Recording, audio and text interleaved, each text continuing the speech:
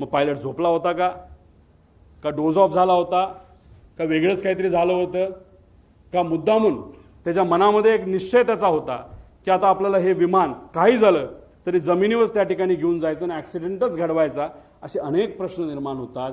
त्यामुळे ब्लॅक बॉक्समधून माहिती आणणं हे महत्त्वाचं आहे. ही नॅचरल रिॲक्शन होती, ओ शिट. तिथं मेडे बोलावं लागतं, पण मेडे बोलण्याची सुद्धा मानसिकता त्या मॅडमची नव्हती.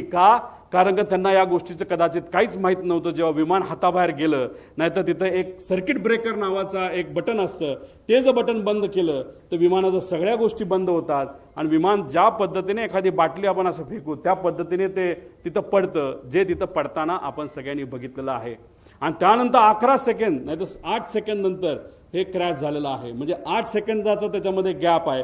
बटन जेव्हा शिफ्ट केलं गेलं तेव्हाच त्या पाठक मॅडमला, ज्या तज्ज्ञ होत्या पायलटच्या, आणि एक गोष्ट तुम्ही समजून घ्या, माझ्या माहितीनुसार हे क्रॉस व्हेरीफाय करावं लागेल, हे कपूर 16,000 तास दिसत असले तरी पाठक मॅडम ज्या 1600 तासाचं त्यांचं फ्लाइंग आहे ते फक्त लेअर जेटवर झालं होतं. आणि हे जे आहे आपले कपूर यांचं फ्लाइंग हे वेगळ्या विमानात झालं होतं. त्यांचा अनुभव कदाचित लेअर जेटवर त्या पाठक मॅडमपेक्षा कमी होता.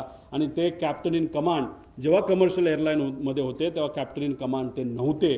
नजीकच्याच काळामध्ये कॅप्टन इन कमांड ते झाले होते, असं कुठंतरी शंका, नाही तर काही प्रमाणात काही लोकांकडनं माहिती आम्हाला आलेली आहे. त्याची माहिती घेऊन त्या डिटेलमध्ये जाणं हे अतिशय महत्त्वाचं आहे. त्यामुळे दादांचा दौरा का बदलला, विमानाची वेळ बदलली गेली का, पायलट खरंच बदलले का बदलले, असे काही प्रश्न आहे. मग त्यानंतर केंद्रीय विमान मंत्रालयाचा अहवाल आला का, ATC ट्रान्स्क्रिप्ट, आणि या अहवालामध्ये का त्याच्यामध्ये डिस्परन्सी आली, का त्याच्यामध्ये फरक आलेला आहे, मधील वेळेची विसंगती का आली, पायलट रडारचा 1 मिनिट आधीच ते जो ट्रान्सपॉन्डर आहे तो का बंद झाला, का बंद केला गेला, व्हिजिबिलिटी कमी असताना सुद्धा टेक ऑफ का झालं, जर टेक ऑफ पुण्याचं एअरपोर्ट बॅकअप पकडून केलं असेल तर लँड करण्याचा प्रयत्न का तिथं झाला, असा आमचा प्रश्न आहे. रनवे 29 अवेलेबल असताना, सेफ असताना, फ्लॅट असताना, कुठलंच टेन्शन तिथं नसताना, तिथं सूर्याचा पण त्रास नसताना सारखं मला रनवे 11च पाहिजे असं का त्या ठिकाणी सांगण्यात आलं. आधीच विमान कमी उंचीवर आणले गेले होते का.